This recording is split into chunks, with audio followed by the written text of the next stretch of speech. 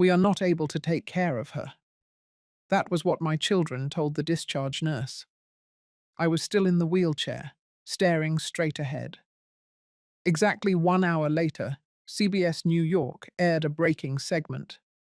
Decorated Colonel Grace Gallagher awarded $8.8 million and a private beach estate. That evening they came rushing to my door, holding flowers and fake apologies. But it was already too late, because I had done something they never saw coming, and the world had already seen what kind of children I raised.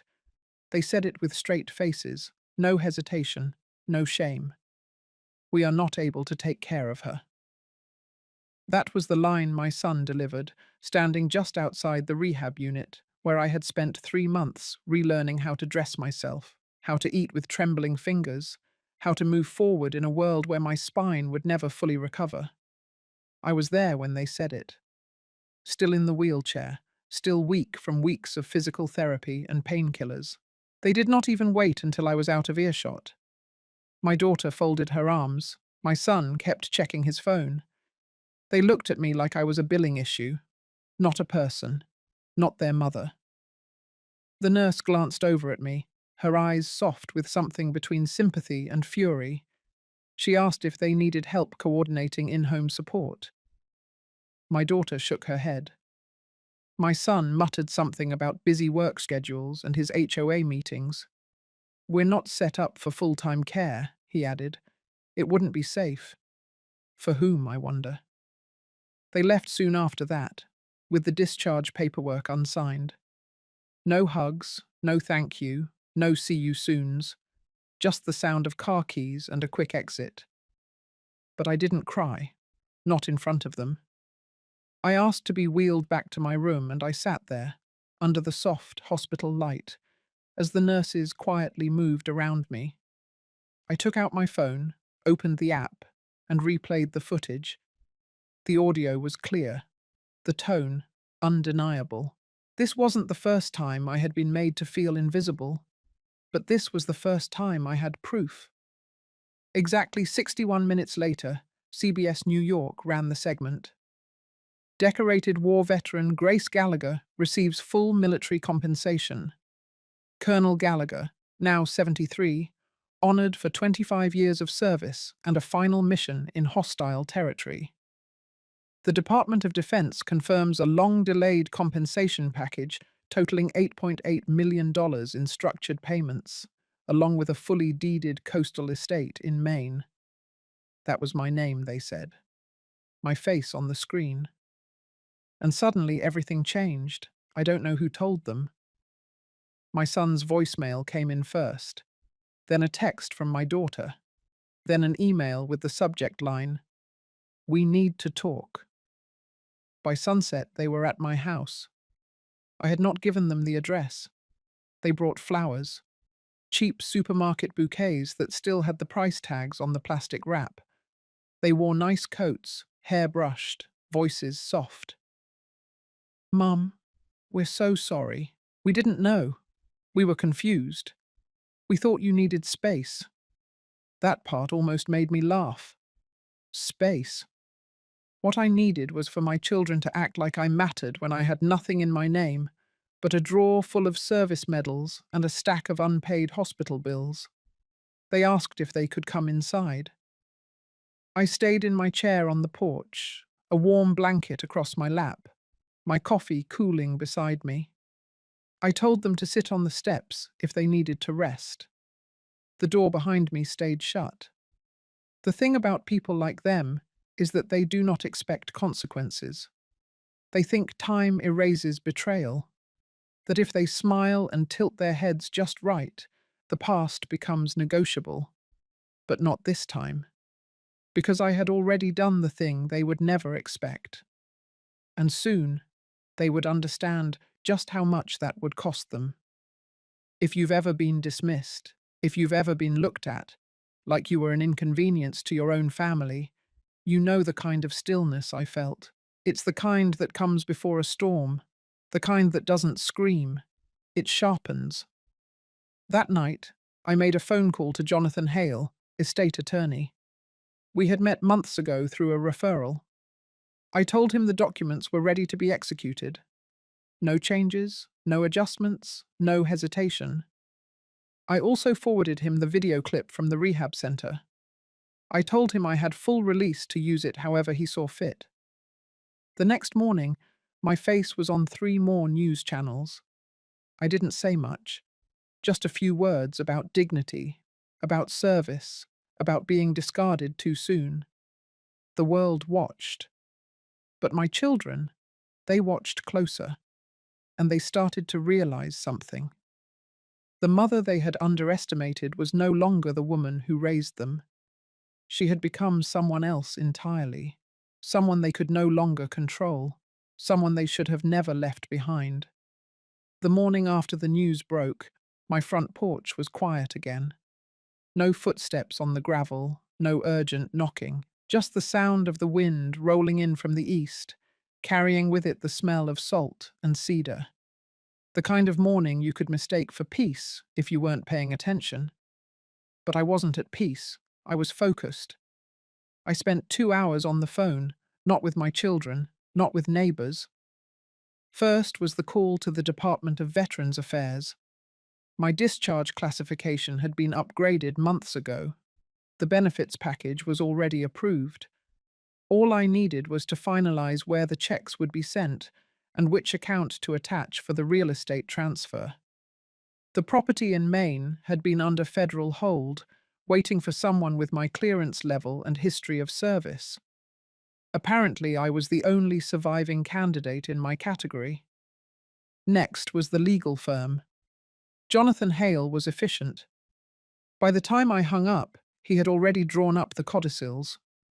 The original will, which had split my estate between my 2 children, was now null, replaced by a detailed, ironclad arrangement.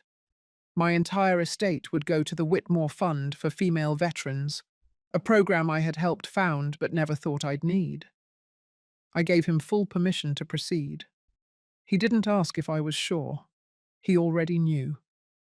That afternoon, I reviewed every document from my hospital stay, every bill, every signature my daughter had forged to access my insurance account, every online transaction where my son had rerouted federal notices to his own email. They were small things, spaced out over years, but they painted a clear picture. This wasn't neglect. This was strategy.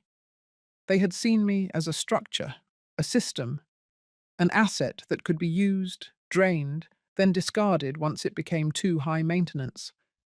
They were about to learn what it meant to underestimate a woman who had navigated hostile territory and congressional briefings in the same week. I called an old contact from my service days, a journalist now working as an independent media consultant.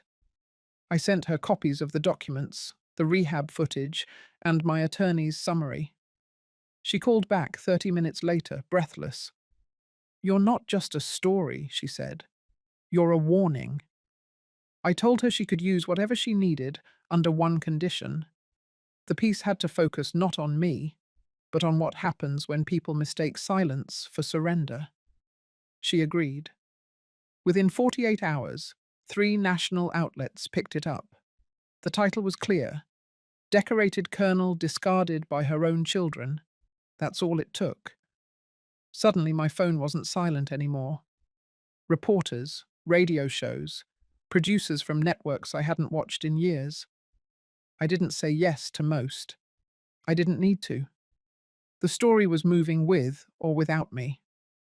Meanwhile, Jonathan Hale filed the new will publicly, attaching the footage and financial records as part of a public statement of intent. There was nothing my children could contest, nothing to argue. It was all legal, witnessed, and dated. Ironclad. I received a cease and desist letter from my son's lawyer 2 days later.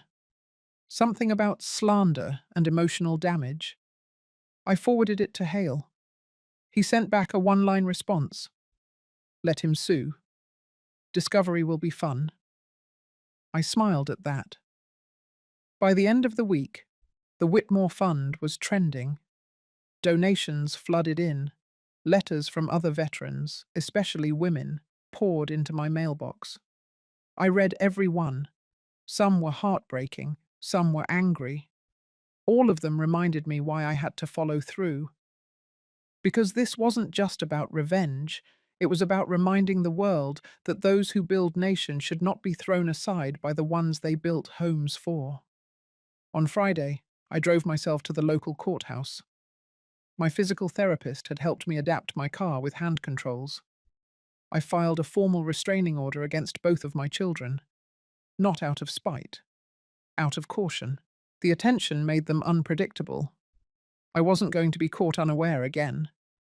As I stepped out of the courthouse, an older woman approached me, maybe in her late 60s, maybe more. She didn't introduce herself.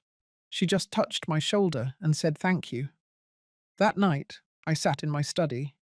The documents were filed, the signatures finalized, the transfer of funds in motion, the home in Maine being prepared.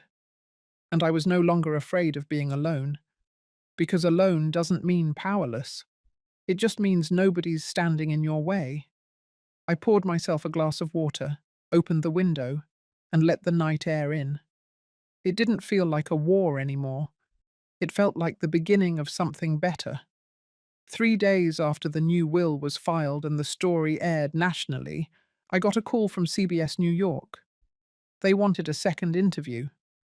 This time, not at my home, but at their studio. The producer said their inbox had been flooded with messages. Viewers wanted to know more, not just about my service, but about the decision to cut off my children entirely. They didn't want inspiration. They wanted truth. I said yes. They sent a car. The driver shook my hand and opened the door with the kind of respect you don't often see anymore. I could tell he knew who I was, but he didn't say it out loud. I appreciated that. At the studio, everything moved quickly. Hair, mic, lights, cue cards. The host, a young man named Marcus, asked if I was nervous. I told him no. When you've been shot at in a foreign desert, a camera isn't much of a threat. We went live at 6 p.m. The segment opened with clips from my military career, a few shots from the ceremony in DC, then the footage, the one from the rehab center, the hallway camera, the voices clear. We are not able to take care of her. I sat quietly as it played. On the screen, my son looked down at his phone while my daughter kept her arms crossed. The nurse's voice, gentle but confused. My chair in the background, I never moved. That was the part that caught people's attention. Not the words, the silence. Marcus turned to me and asked what went through my mind during that moment. I said I realized my children had mistaken kindness for weakness for too long, and I was done pretending not to notice. I didn't raise my voice. I didn't list grievances. I just let the clip speak for itself. Then I looked straight into the camera and said I changed my will not to punish them, but to correct myself. I had spent too many years assuming love was unconditional. Turns out, conditions show up fast when money and inconvenience enter the room. The interview ended. The crew clapped quietly. Marcus squeezed my hand. By the time I got home, the footage was already online. Within the next 6 hours, it hit 2 million views. The video wasn't flashy. No dramatic music, no spinning headlines. Just one woman, seated, steady, saying what most people in her place had never had the chance to say out loud. The public response was immediate. Military families messaged the station. Women wrote in to say they saw their own mothers in my story. Sons and daughters emailed to apologize for how they had treated their own aging parents. None of it was my goal, but it confirmed I had done the right thing. 2 days later, another clip surfaced. It wasn't mine. It was an older video posted years ago of my daughter joking about her inheritance during a wine night with friends. Someone had recorded it. She laughed about my pension, about the idea of not needing to work once I was gone. She described me as strong in public, but brittle in private. The tone was mocking, light, but sharp. It spread quickly. Another came next. This time, my son. He was giving a talk at a networking event. He had slipped in a line about caring for an elderly parent being a financial hazard. The audience chuckled. So did he. But when that video resurfaced next to mine, it wasn't funny anymore. People started asking questions, not just the public. Sponsors, employers, clients. A reporter from a veterans journal called me to confirm details. She said the background checks on my children were spiking. People were digging into campaign donations, charity involvement, public grant filings. I told her I had nothing else to say, but the story didn't stop.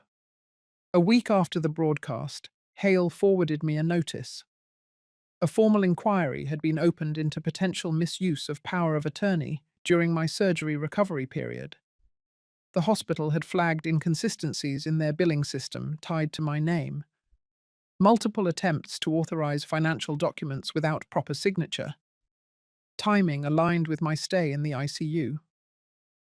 The investigation was real now. My children didn't call again, but they responded the only way they knew how. They went online. First, a joint statement posted to my daughter's social media. It was polished, professionally written. They claimed regret. They said things had been misrepresented, that family was complicated, that forgiveness was a journey. It didn't land well. People flooded the comments, screenshots of past statements, clips from the videos, quotes from my interview. The internet was not interested in forgiveness for people who had never apologized directly. Then came the emails. Not to me. To the Whitmore Fund, a few donors wanted to confirm the story was real. The team replied with links, legal documents, interviews, military records. Everything was in order. Donations doubled that week. And suddenly the story shifted again. No longer just about betrayal. It became about something larger, a woman who reclaimed her voice, who refused to reward cruelty with silence, who used the system the way the system had once used her. By the end of the second week, Hale finalized the asset shift. All retirement funds locked into the trust. The home in Arlington listed for transition. The main estate officially transferred to my name. It was done, and my children could do nothing but watch from behind screens that no longer gave them control. That night, I didn't celebrate. I opened my old footlocker. Inside were letters from deployments, photos from training camps, badges I had earned in places that no longer existed on a map. I laid them out on my desk, one by one. Then I opened the drawer where I had once kept the original will. Empty now, but not lost, rewritten, reclaimed, and for the first time in a very long time, truly mine. The week following the second interview felt different. The house was quieter, but not in a lonely way. It was the kind of quiet that arrives when you've turned the last page of something that once drained you. I was finally watching the storm settle, but the winds outside hadn't stopped. Not for them. By Monday morning, the first wave of consequences rolled in. My daughter's employer released a statement distancing themselves from her.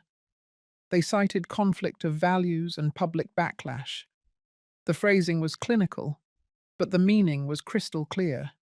She had become a liability. She had taken her private disdain and turned it into a public disgrace, and no company that relied on image wanted anything to do with that. I didn't find out through her. I found out through my attorney, Jonathan Hale. His firm had been monitoring all public developments for potential litigation risks. Not for me, but to prepare for what they might try to throw back. But nothing came from their side. Not a word. No calls, no messages, just silence and fallout. The next day, it was my son's turn. He had been serving on the board of a local non-profit focused on elder wellness. The organization issued a notice removing him from the board, effective immediately.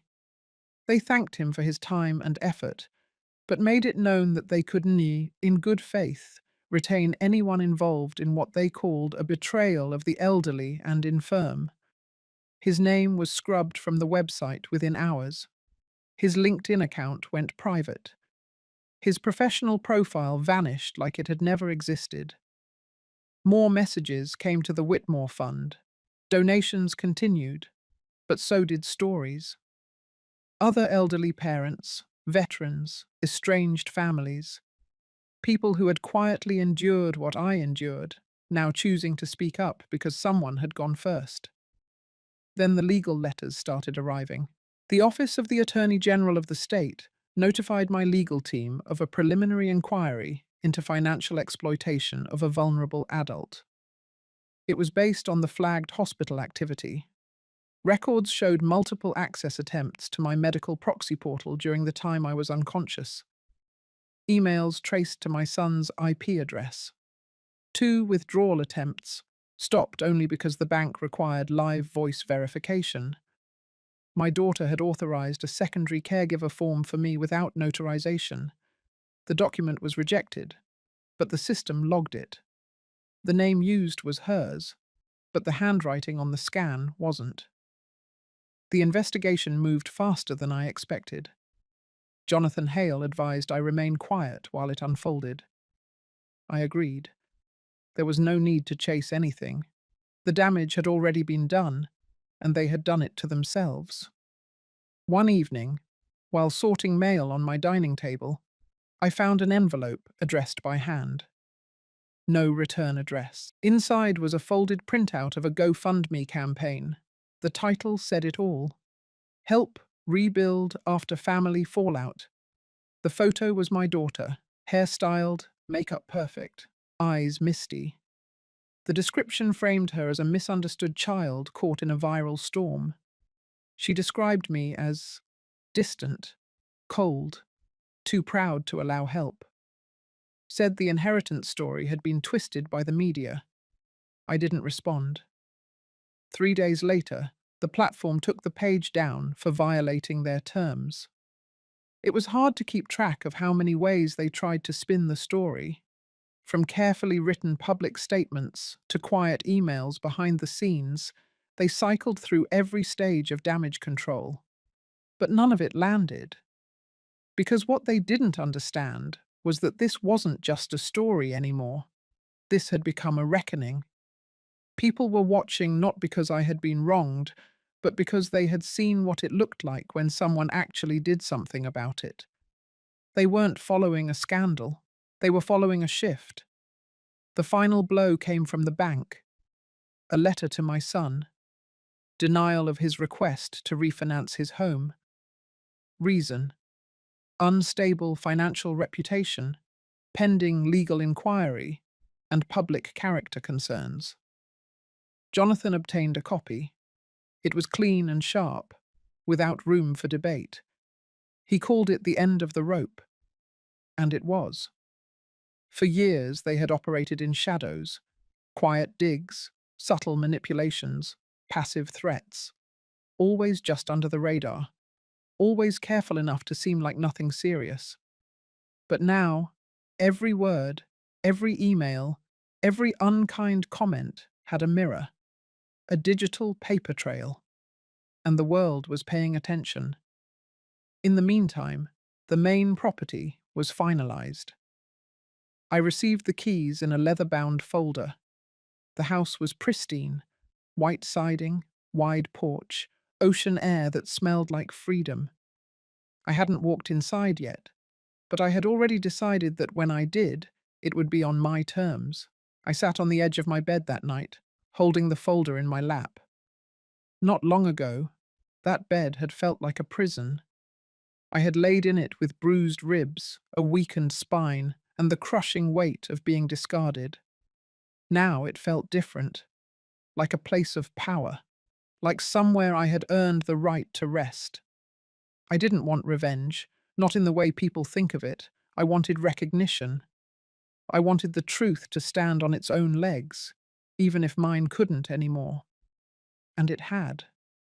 The fallout wasn't pretty, but it was necessary. No more whispers, No more fake smiles. No more pretending everything was fine while my dignity bled in silence. This time, they weren't the ones telling the story, and I wasn't the one being silenced. It wasn't a letter. It wasn't a call. It wasn't even a lawyer. It was Brandon himself who showed up at my door. He didn't knock like a stranger. He knocked like a man who still believed he had a key, a right, a reason to be let in. It was a firm knock, followed by silence, then two more like punctuation. I didn't open immediately. I stood in the hallway for a few seconds, letting the knock echo through the house. Then I walked to the door and opened it. He looked older than I remembered. Maybe it was the suit. Maybe it was the tightness around his mouth or the thinness in his eyes. Or maybe I had changed more than I thought, and now I could see him without the filter of hope. "Hi, Mum." That's all he said. No apology, no question. Just those two words, like everything that had happened was somehow suspended. I stepped back and let him in. The air inside shifted the moment he crossed the threshold. Not because I was afraid, but because I had waited too long for this moment to not feel the weight of it settle into the walls. He looked around the house, at the new paint, the shelves of books, the framed photos I had put back up after years of hiding them. He didn't comment. He just stood, quiet, before finally sitting on the edge of the chair across from mine. He didn't ask how I was. He didn't mention the fund, the fallout, the letters. He didn't bring up the GoFundMe page or the CBS interviews or the subpoena from the state attorney. He only said one thing. "You humiliated us." It wasn't anger. It was something colder, like betrayal dressed up as dignity. I nodded once, and you abandoned me. He blinked, but he didn't flinch. His expression was tight, like he hadn't expected me to respond that directly. I didn't raise my voice. I didn't let emotion crack through the seams. I stayed still, grounded. "You said you couldn't care for me. Those were your words." He looked down at his hands. They were clenched. "You said it in front of a nurse, in front of strangers, while I was in a wheelchair, with staples in my back and blood still under my fingernails. You said it, then left me." His eyes met mine. That was the first moment he looked like my son again. And that was the hardest part. Because that face was the same one I used to see running into the kitchen asking for pancakes. The same one that cried into my shoulder when his dog died. The same one that once said he'd never let anything bad happen to me. I let the silence stretch between us. "You made sure the world saw that part," he said. I didn't correct him. I didn't say that the world had already seen everything before I ever opened my mouth, that all I did was stop hiding it. He stood then, walking toward the fireplace where I had a small framed flag. It had been folded neatly from my retirement ceremony, set in a wooden triangle case. He picked it up, looked at it for a long moment. "You really think this changes anything?" "This is not revenge," I said. "This is restoration." He turned sharply. "You made us look like monsters. You did that yourself." His mouth opened like he had more to say, but then it closed again. I stood too, my spine still healing but steady. "You forgot who I was," I said. "You thought because I aged, because I slowed, because I was quiet, that I stopped being someone you had to respect. But I served this country for 25 years. I bled for it. I rebuilt myself in silence, and I gave you everything I had." He looked at me, not as a son looking at a mother, but as a man looking at someone he could no longer control. "I didn't write you out of my life. You did." And then I walked to the door and opened it again. He didn't move at first. "It's done," I said. "The estate is sealed. The fund is public. The truth is out. There is nothing more for you here." He took a slow breath. then set the folded flag back on the mantel. For a split second, I saw something break in him.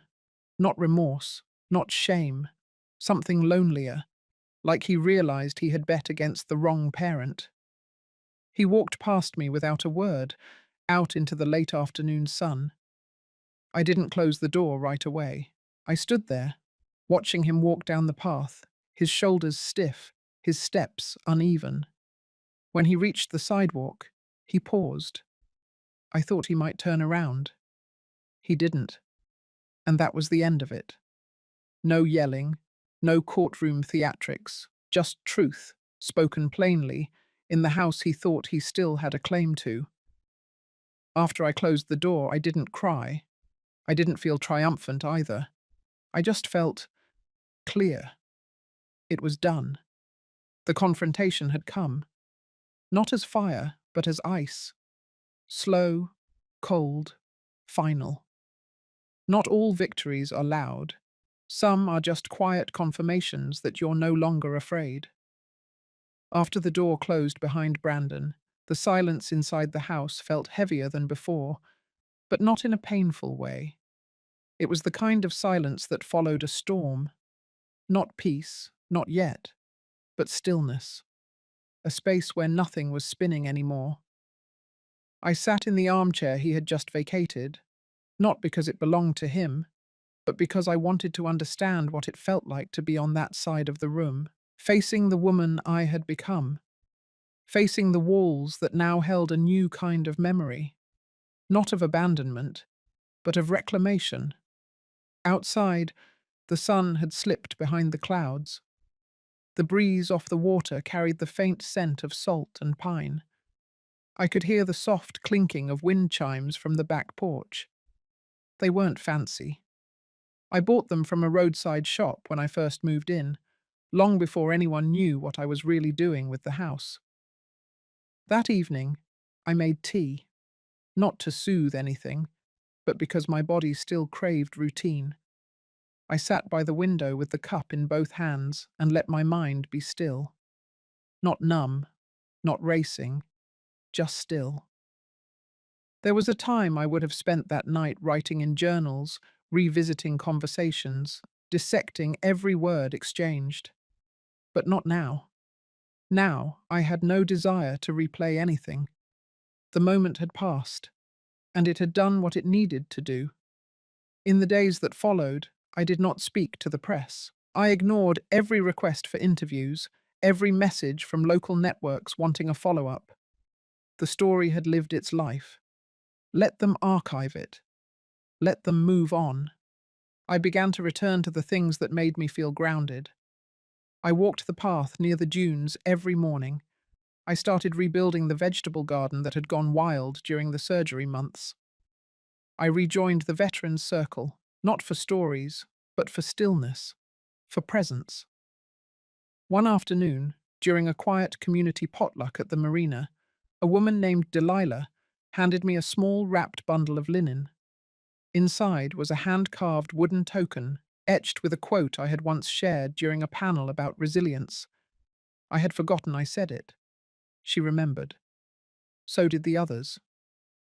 "We heard what happened," she said quietly, not looking for a response. "You carried it with dignity. A lot of us. We saw ourselves in you." I thanked her, and meant it. That night, I took the token and placed it next to the folded flag on my mantel, not out of pride, but as a reminder that even when your own children can't see your worth, strangers often can. Weeks passed, then months. Letters from Brandon stopped. I had received two. One was brief and cold. The second was longer, less polished. He spoke of confusion, of hurt, of not knowing where things had gone wrong. He didn't ask for forgiveness. He didn't blame me. He just wrote. I didn't reply. Forgiveness wasn't something I could manufacture on paper. It had to grow in silence, like healing bone, like new skin after a burn. By autumn, the coastal winds turned sharp. I had the house insulated better. I fixed the porch railing. I brought in a few volunteers from the local youth centre to help organise the library of materials I had gathered for the Women's Veterans program I was setting up. That program, the one I used the public fund for, started slowly. Just a few attendees at first. Mostly women my age or older, some younger, all with their own scars. Some visible, some not. I wasn't trying to lead. I was just creating space. A space where no one had to explain why they were tired or why they didn't call their children anymore. A space where we could talk about grief without lowering our voices. On the 1-year mark of my discharge day, I sat alone by the beach just before sunrise. The air was crisp, the tide low. In my coat pocket was the discharge paper I had kept all this time, still folded, still creased from the moment I shoved it in there outside that hospital.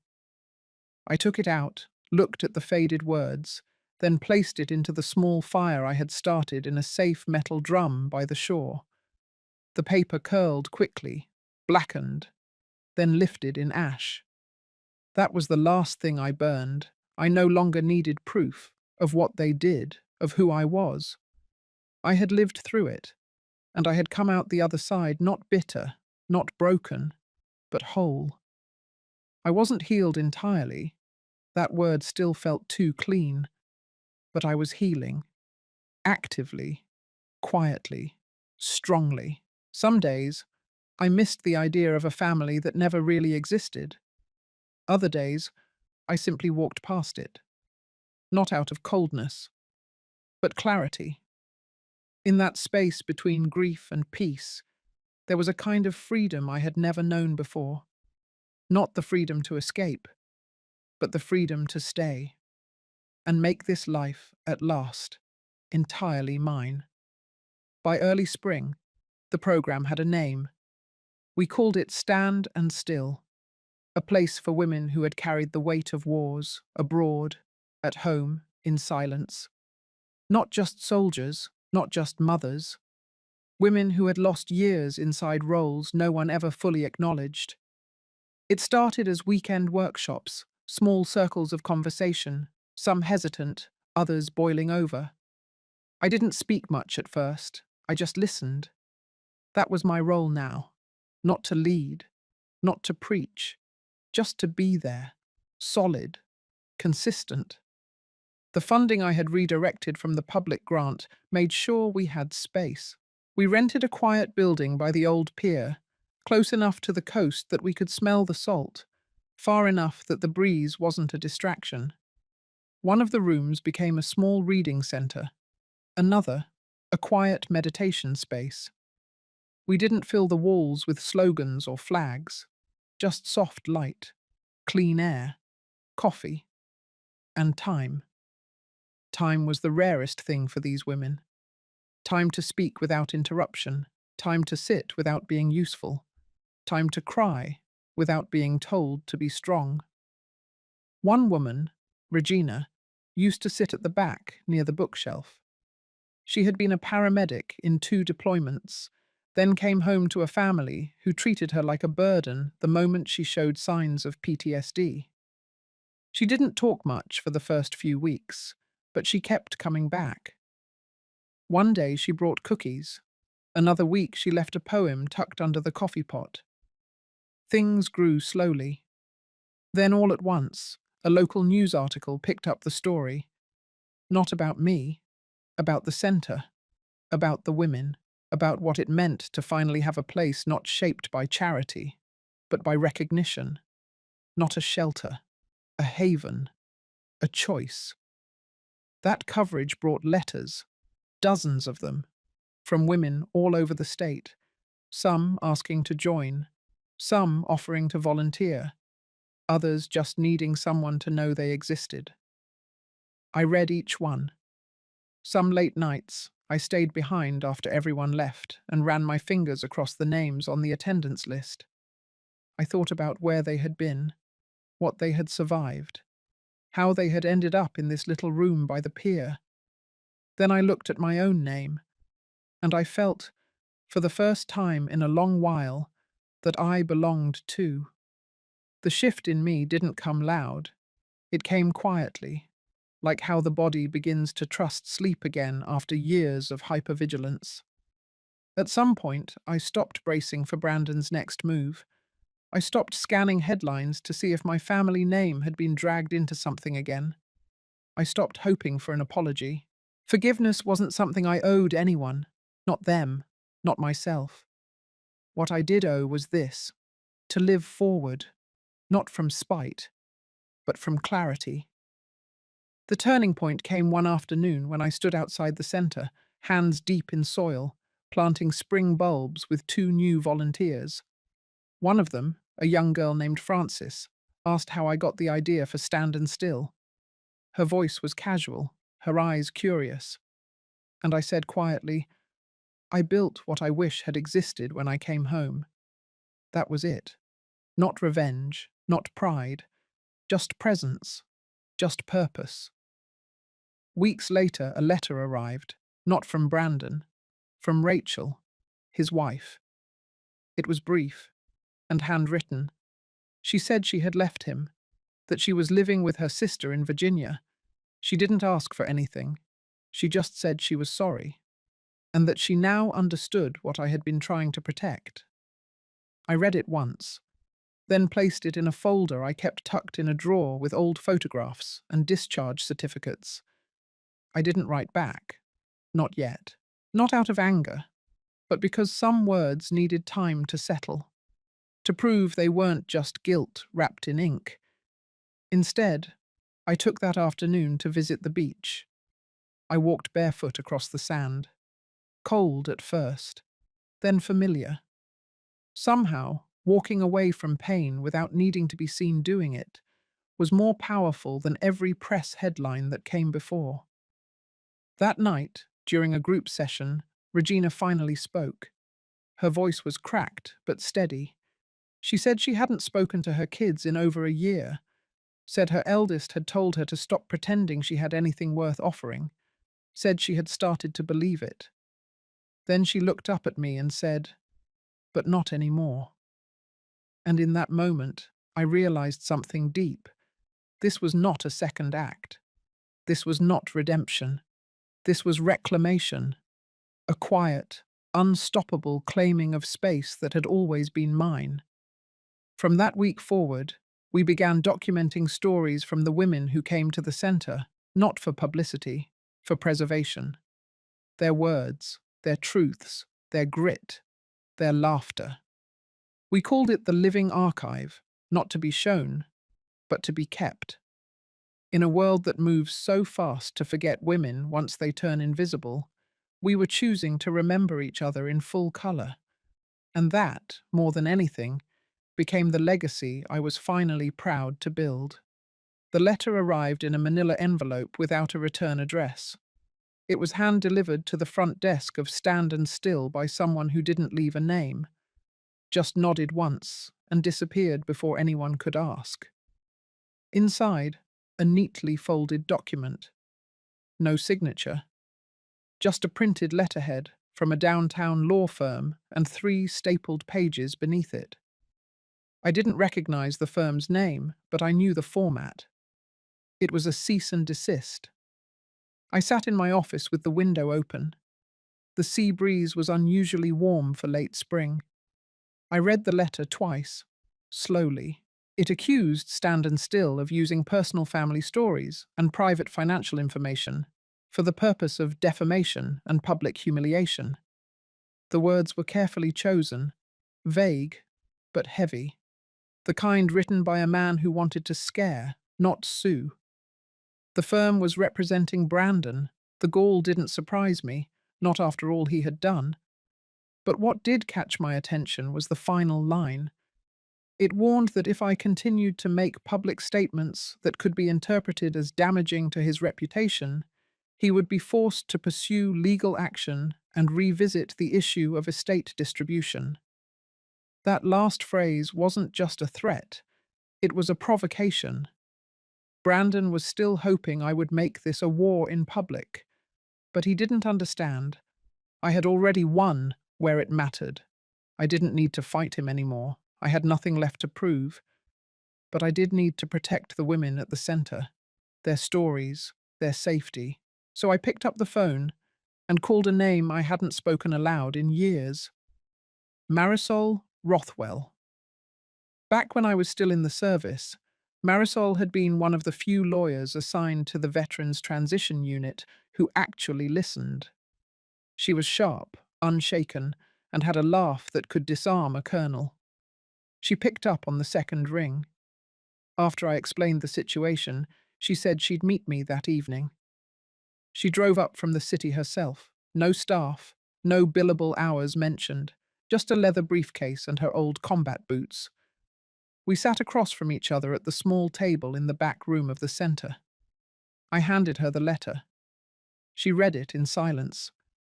Then she looked up, eyes steady, and said, "They're bluffing." She explained how the wording was intentionally weak. No direct claims, no admission of harm. It was a scare tactic, nothing more. Still, she said, we'd respond, not with defense, with clarity. By morning, she had drafted a reply. It was calm, professional, and devastatingly precise.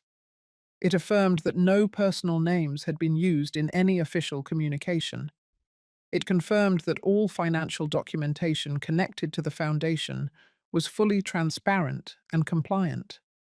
And it reminded them, gently, that any further attempt to threaten or intimidate the staff or volunteers of a non-profit working with trauma survivors would be documented and pursued as harassment. We sent the letter, certified mail. No further reply came. But the silence felt loud. 3 days later, I got a call from a producer at a national broadcast outlet. A feature story. They wanted to spotlight the foundation. They had seen the regional news piece and wanted to dive deeper. Normally, I would have said no. I wasn't hungry for attention. But something shifted in me. I remembered the silence that used to follow my son's outbursts. The way I used to fold into myself and apologize, even when I had done nothing wrong. The way my voice would shake around people with power. That silence had cost me years. So I said yes. They sent a small team, camera, microphones, a soft-spoken interviewer who didn't push, just asked to hear the truth. I told them about Stand and Still. I told them about the women who found their way here. I told them about my time in the military, the injury, the surgery, the rejection, the aftermath. I didn't name names, but I named pain. I named dignity. I named recovery. The segment aired on a Friday evening, prime time, right after the local news. And in the final minute of the story, they mentioned a small detail from public records, that the founder of Stand and Still had redirected her entitled veteran benefits and housing stipends into a publicly registered community trust. Total value, $8.8 million. That detail was factual and intentional. Because that night, Brandon's silence ended. He showed up at my house, not alone. He brought a lawyer, a different one this time. Younger, eager. They stood outside the front gate, trying to look official. I didn't come out, but I had the camera system running, the one I had installed after the last incident. Their voices were recorded, demanding, entitled. My assistant forwarded the footage to Marisol. She sent one letter. This time it wasn't vague. It formally barred Brandon and any legal representative of his from contacting me directly or entering the property without prior consent. Any future attempts would be considered trespassing and met with formal charges. 3 days later, a formal apology arrived. Not from Brandon. From the firm. They had dropped him. The official reason was conflict of interest. But I knew he had become a liability, a man who had tried to silence the one woman who no longer needed him. I kept that letter too, not as a trophy, as proof that there are consequences for choosing cruelty, even if they arrive slowly. even if they come dressed in paper instead of rage. And for the first time since my surgery, I slept through the night. No startles, no dreams, just the sound of the tide, steady against the shore. When the letter from the law firm arrived, I knew it was over for him in the courtroom. But there was still something unfinished in me. It wasn't just about shutting him out legally. I needed to face him, not for closure, not for forgiveness. I needed him to look me in the eye and see the version of me that he could no longer manipulate, the one who had come back from the battlefield, the one who had survived surgery, betrayal, abandonment, the one who had built a legacy without him.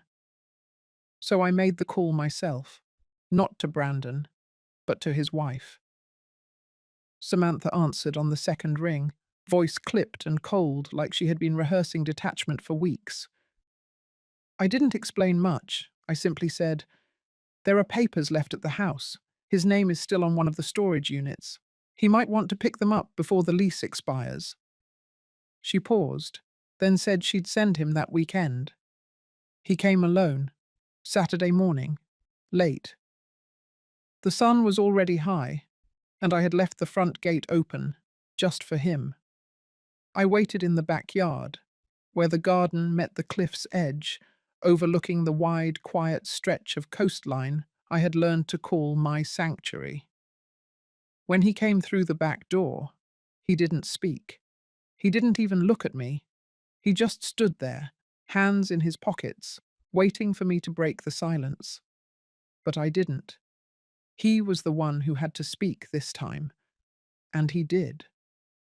"So this is what it's come to," he said, voice low and bitter. "You really had to drag all this out in public." I didn't flinch. He kept going. "Do you think this makes you strong, humiliating your own son, turning the press into your personal revenge tool?" I turned toward him slowly.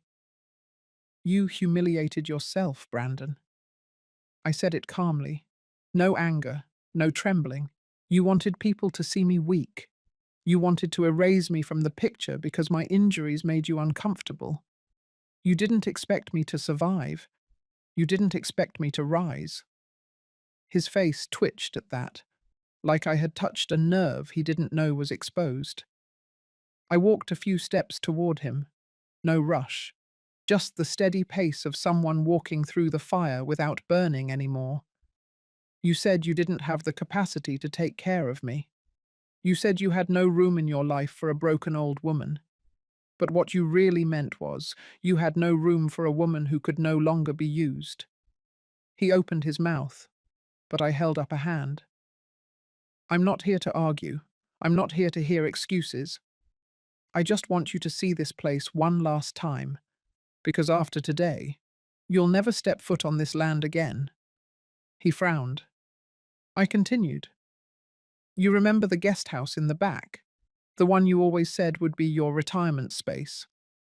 I converted it into transitional housing for women coming out of abusive family situations. The lease is signed. Renovation starts next week." He looked like he'd been slapped, not because of the property, but because of the idea, the principle. And that's not all. I pointed at the foundation's ledger, which I had printed and laid out on the patio table.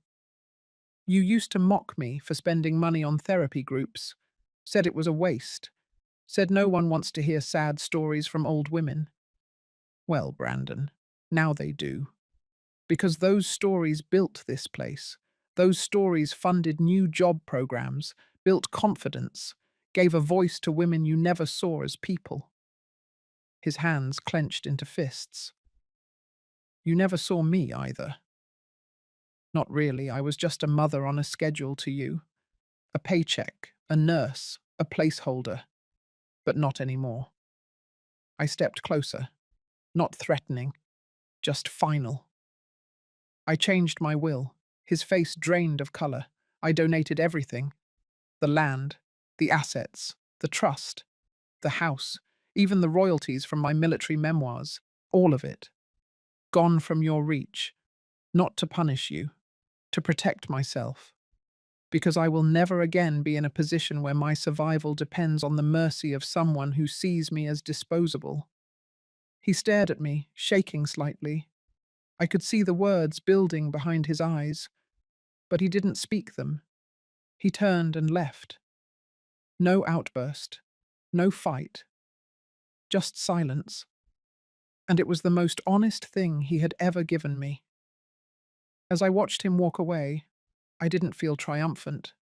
I didn't feel powerful. I felt clean, like I had finally scrubbed the last layer of shame from my skin. I sat down on the bench near the edge of the cliff and let the wind move through my hair. For the first time in years, I didn't feel haunted. I felt present, alive, whole. Later that day, I called Judith. I told her the confrontation was done, that he wouldn't be back. She didn't say much, just told me to rest, said I had earned it.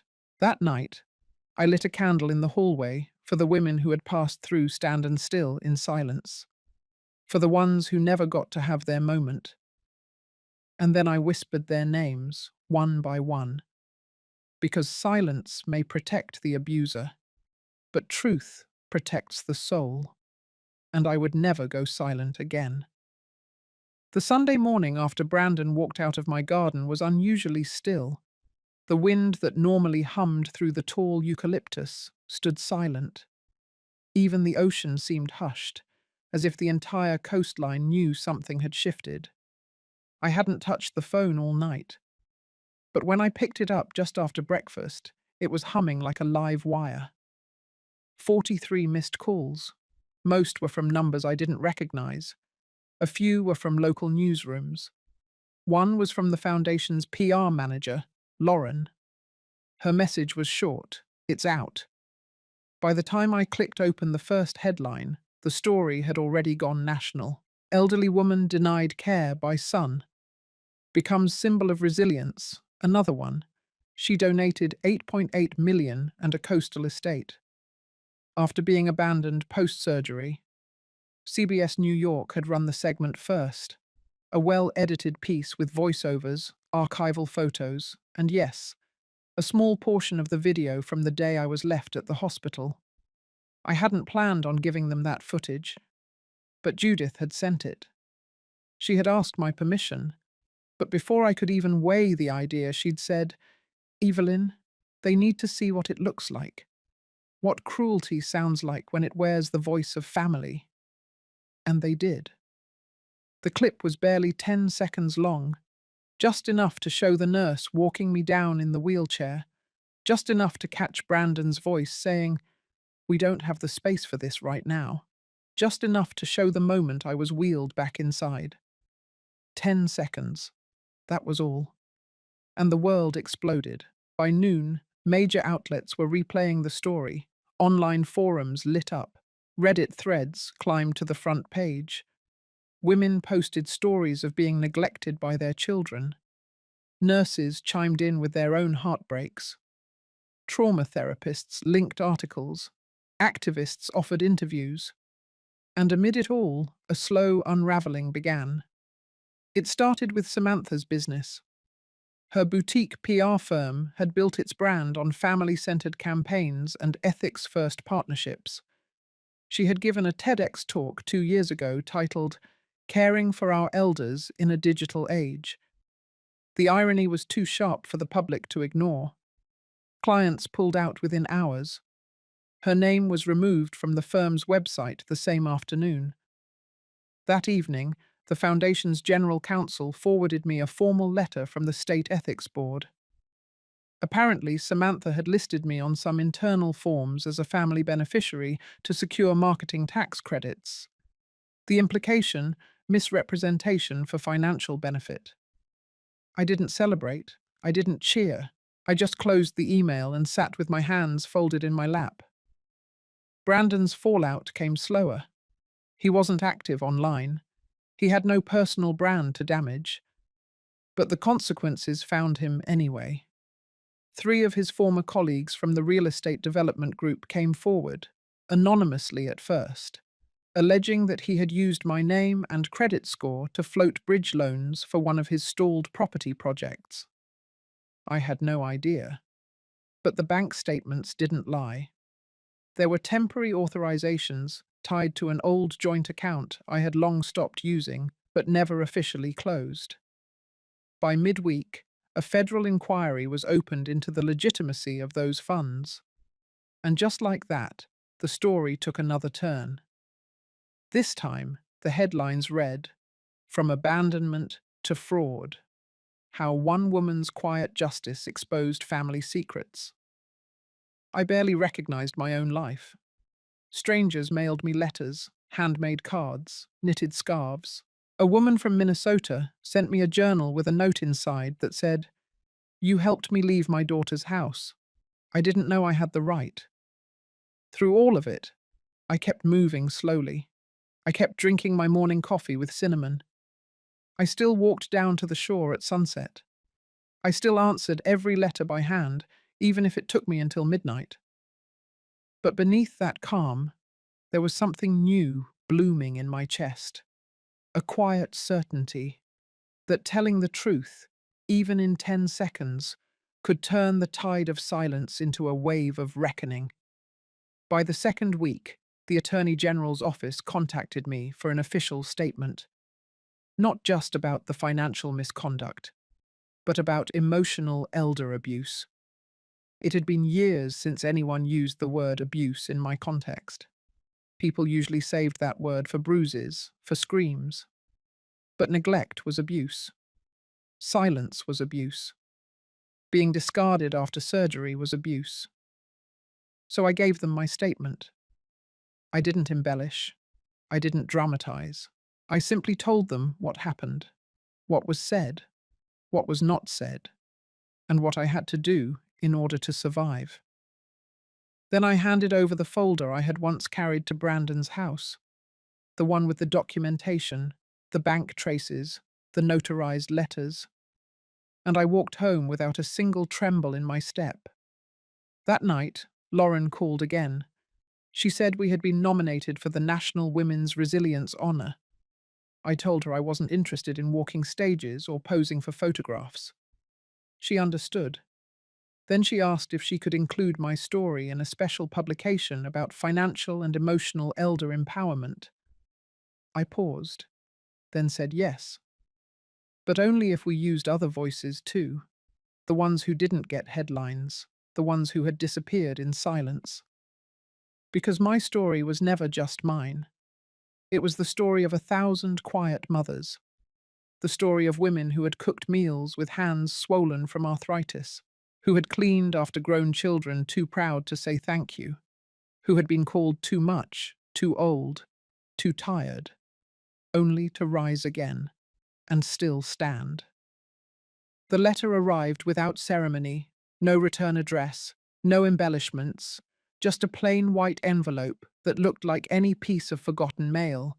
But the moment I held it in my hand, I knew it was from him. Brandon's handwriting was unmistakable, tight, sharp, the kind of script that always looked like it was written under pressure, like someone always trying to prove a point. Inside, there was a single line, written dead center on a blank page. "You win. No apology, no explanation, not even his name." For a moment, I stood on the porch with the letter open in my hand, letting the cold coastal wind pull at my sleeves as seagulls circled far above, and I realized that those 2 words were more honest than anything he had ever said to me before. I didn't respond. There was nothing left to say, but I knew what the letter meant. It meant he would come. That Friday, just past 3 in the afternoon, his car appeared at the edge of the gravel drive, the same one he used to race down when he came home from college, when he still called this place home. This time, he parked further away, not daring to cross the invisible threshold, as if the house no longer welcomed him. And maybe it didn't. He stepped out slowly. No Samantha beside him. No frantic energy, no false charm. Just a man walking up the porch with the weight of a ruined legacy pressing down on his shoulders. I didn't greet him with words. I didn't need to. He knew why he was here, and so did I. He stood still for a long time, looking at me, not with defiance, not with sorrow, but with something far more hollow, resignation.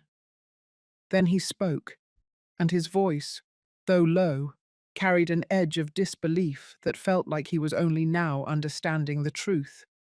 He said he didn't come to ask for forgiveness, that he knew it was no longer his to request. He said he didn't expect me to say anything at all, so I didn't.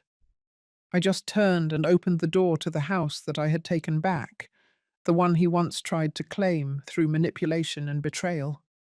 He walked in with a hesitance I had never seen in him, like every piece of furniture was unfamiliar, every photo on the wall a stranger's memory. He glanced toward the mantel where the painting now hung, the one Judith had sent me after the CBS interview aired. It was a lighthouse standing firm on a cliff, battered by relentless waves. He didn't say anything about it. Instead, he remained in the center of the room, hands loose at his sides, as if even folding his arms might feel like a defense he no longer had a right to use. Then he said the words that stopped me cold. He told me that I was not the woman he thought I was, that all his life he had painted me as too quiet, too soft, too willing to be overlooked, that he had needed that image to justify what he had done, to rationalize abandoning me at the hospital, draining my accounts, smiling at me through years of deception. But I wasn't weak, he said. I had never been. I was simply waiting. He asked then, in a flat voice, whether I had changed the will. I looked at him directly and told him yes, that the day I returned from the hospital, I had done what I should have done years ago. I removed his name. His reaction was muted, as if part of him had already known. Then he asked who it would go to now. I told him I had set up a foundation for elder justice, legal aid, housing support, and trauma recovery for women who had suffered in silence the way I once had. There was no outburst, no denial, no bargaining. He just nodded once, slow and heavy, the way a person accepts the final nail in a coffin they built themselves. I asked him why, not because I needed closure, but because I wanted him to say it aloud, to hear himself admit it. Why had he left me there, broken and helpless? Why did he let me believe I was loved when he had planned to strip me of everything? He didn't try to lie. He said only this, because I thought you'd never fight back. That, more than anything, told me who he had become. A man who took advantage not because he was desperate, but because he could, because he thought I wouldn't stop him.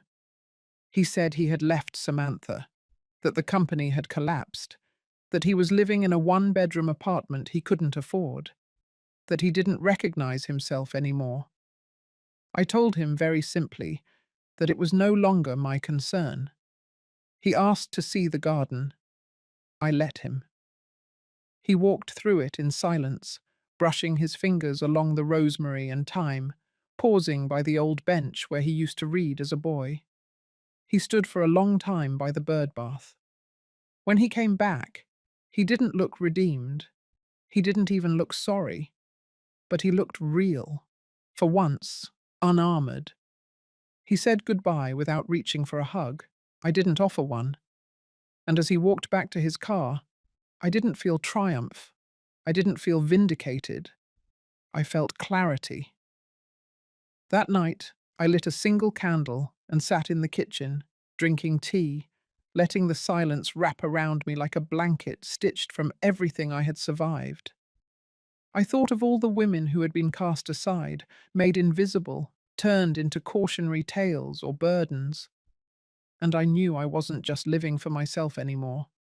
I was living proof that survival wasn't enough. You had to rise, you had to reclaim, and you had to remember. Because even if the world forgets you, you must never forget who you are. The crowd at the ceremony had thinned by the time I stepped down from the stage, but the moment still felt immense. My hands were still slightly trembling, not from fear, but from the overwhelming release of everything I had carried alone for so long. The applause, the lights, the honor, it all faded into a soft hum as I walked through the side exit of the building and out into the open air. The sky was beginning to turn gold just before sunset. For once, I felt no need to rush, no need to prove anything. I had done what I came to do. Across the lawn, I spotted April waiting near the van. She had a quiet, steady smile on her face. When our eyes met, there was no need for words. She had been beside me in the dark when no one else would stand there. Her presence now, in the light, was the only reassurance I needed. Later that evening, I sat alone in the living room of my beach house. The breeze from the ocean slipped through the open windows, and the air smelled like salt and eucalyptus. On the coffee table sat the framed photo from earlier that day, me in uniform, medal pinned neatly to my chest, hand over heart. I let the silence fill the room. In that silence, I saw the chapters that had come before, the surgery room lights, the backseat rejection from my children, the cruel signatures they scribbled on the refusal forms. I saw the messages left unanswered, the meals skipped, the wheelchairs left untouched in waiting rooms. I saw the night I decided I would no longer ask for kindness. I would build my own justice. And I did. They lost everything trying to squeeze me out. The lawsuit settled, the press firestorm still circling, the sponsors that backed out from their startups, the homes seized under scrutiny. None of that brought me joy. But it did bring balance, a reset, a mirror held up to what they had become. Earlier that morning, before the ceremony, someone had slipped an envelope under my door. Inside was a letter from Kayla. She wrote about grief, about panic, about how they were never prepared to handle someone like me. Strong, persistent, unbreakable. She said they wanted to forget the strength I used to raise them. Said it made them feel small. Her words were heavy, but they did not bend me, because I had changed. That morning I finalized a fund in my name, the Colonel Grace Fund. A portion of the veteran settlement, a share of the media licensing rights, and a large chunk of my late husband's untouched savings were redirected into it. The fund would support older women leaving toxic households, especially mothers like me. Women who had given everything and were left with nothing. Women who needed a second chance, not just survival. I did not build it to make a statement. I built it so the pain would not go to waste. That evening, I received a voicemail from Martin. He had kept quiet through it all, but his voice shook with quiet pride. He told me that I had changed something, not just for myself, but for others watching. Said I had reminded people that being a mother was not a role to be discarded like a coat. It was a history, a legacy, a force. And now I live quietly, not invisibly, not timidly, just quietly. I wake early, walk the shoreline, make tea, read history books. I attend fund meetings every other Wednesday. I still wear the ring my husband gave me. But now I also wear my own name, Colonel Grace Whitlow. They tried to erase me, and all they did was give me a bigger canvas. If this story stayed with you, even just a little, I hope you'll take a moment to think about the women around you, the ones who gave without asking, who stayed quiet too long, who are finally ready to reclaim their place. Leave a comment, share your thoughts, or tell someone you trust what this made you feel. Every voice matters, yours too.